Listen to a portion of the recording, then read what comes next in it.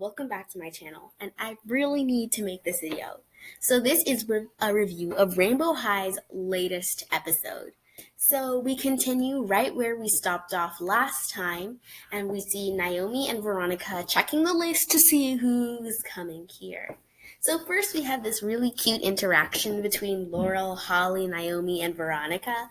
Apparently they have some kind of beef because Laurel and Holly won TwinCon like 16 years ago or something, and Naomi and Veronica don't like it. I kind of like how there's a little bit of twin tension, and I feel like that kind of dynamic between Naomi and Veronica being besties and kind of like struggling is like back, and I really like it. So we can clearly see that Holly is the more angsty, angry, raging twin, and it's hilarious. I really love the way they lined up everyone here, like on the interactions that we first see in the episode, because it's very fun and interesting. Next, we have Sunny Madison, and of course, the girls, they're trying to screw her over because they don't like her. And then Sunny's like, well, I really don't dislike you too. And I think that's very cute and very in Sunny style, and that's adorable. Now, here comes my problem. I have no problem whatsoever with Rainbow High trying to diverse its cast, but I don't think they did it right. I'm not an Indian person, so I can't really say, but I kind of feel like the Indian accent for this character is exaggerated, and her being from Bangi, yeah, that's a real place in India, but I feel like the accent, I don't know, and the namaste would and I guess I'm glad with her because they didn't make every single thing about her personality be 100% all about her condition. She's actually a real character with her own personality. So they're going to say that the season 4 students are exchange students. And oh my gosh, Ainsley is talking about how this is cool. Oh my gosh, I can't. I literally can't. My dreams are coming true.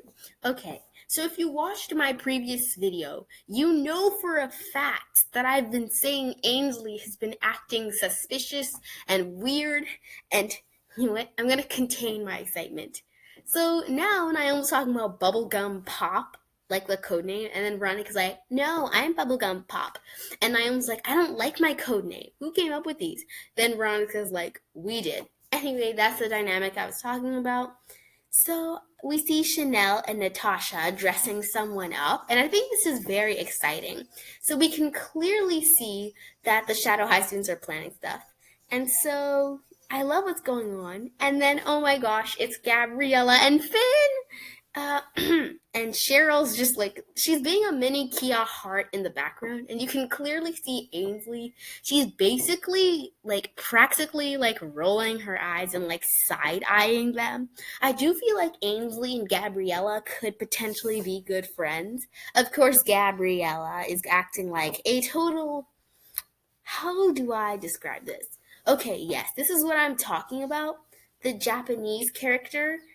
Isn't it such a large coincidence that the only Japanese character in the entire show is from Tokyo? Yeah, obviously there are Japanese people from Tokyo, but I feel like that's the most stereotypical place for a Japanese character that they could have gone with. But I do think it's very cute that they're bonding over their kawaii style and everything. I feel like it's a really nice pairing. So we have Ruby and Violet just talking about it. And I really love how in this episode, the Rainbow High girls are kind of taking a back shadow. So we're really getting the chance to explore more of the characteristics of other Rainbow High characters, really. I kind of this isn't the same as the other Shadow High episodes because those focused on Shadow High and Shadow High only. So Ash is like, when are we going to meet her? When are we going to meet Sunny?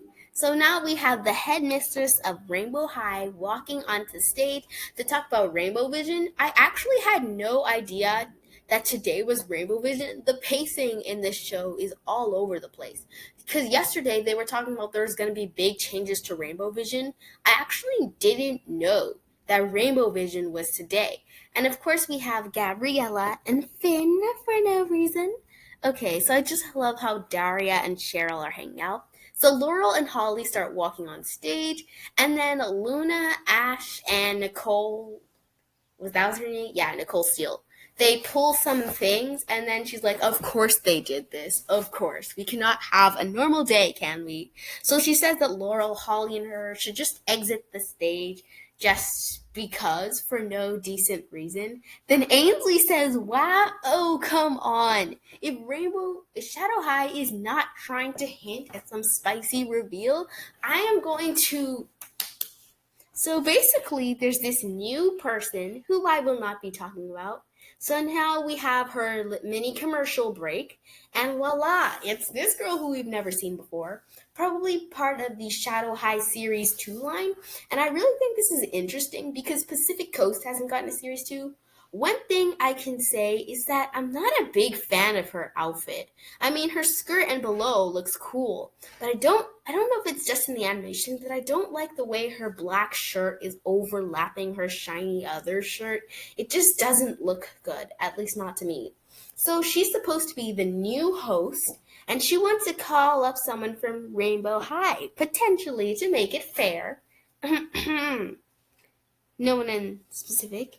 Ainsley Slater. Now, I was telling you that Ainsley Slater's dress is like particularly dark. Avery and Aiden are like, no, don't go up there. But like Ainsley leaves. Oh, dramatic tension. I'm telling you, no one dresses as darkly as Ainsley Slater. That's literally something I said in my last video. And please go check that out. That will really have you thinking of my excitement that all my theories are coming true. So Ainsley's like, yeah, Rainbow High is going to win this year. And then we see her in her absolutely stunning new outfit because she's traveling to Shadow High. I'm telling you, this girl is an icon. So basically, yeah, in my predictions, I assumed that like she was going to Rainbow High, but she's decided that she doesn't like it there. So she's going to Shadow High. I mean, I don't understand why everyone's gasping because transferring schools is something that happens every day. But I guess transferring to the rivalry school is something big. And I don't understand this because how could Avery had cried so much that her mascara runs if it's literally been less than a minute? And I think we see Ainsley look guilty. She's guilty! Did you think the video was over? Because it's totally not.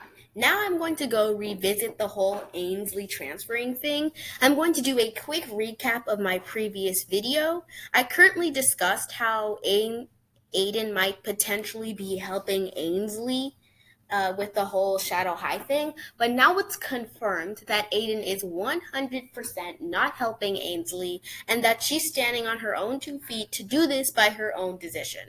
Now, my only thing is, Aiden helping would have been really cute and all, but then I guess that makes sense because, I mean, how would Aiden help? Why would he help? And I feel like maybe Ainsley feels neglected because Avery is the number one. Avery is more popular than she is. The Rainbow High girls always get the spotlight, and she's always shoved to the back. That she feels like transferring to Shadow High is her time to shine. Her time to be number one. Her time to be the best.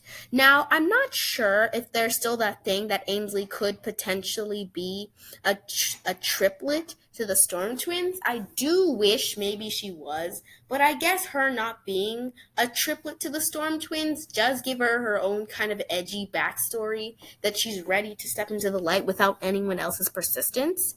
I mean, yeah, I guess this is a lot cooler than her being blackmailed by the twins, but what happens if she was blackmailed by the twins? This was all a setup, and then she actually starts spending time at Shadow High, and she actually starts to enjoy it here. Quickly discuss the brief appearances of the season 4 dolls. Like, for example, this one. I feel like the accent was a little too strong, and the fact that she bows at the end of the meeting with the Shadow High twins and says namaste is a little extra. Then there's the whole Japanese girl thing. I don't think her accent was too strong. I think that it's so miraculous that she just so happens to be from Tokyo. I'm not saying that there aren't Japanese people who aren't from Tokyo. I just feel like that's the most stereotypical place that they could. Bye. What do you think's gonna happen to Ainsley?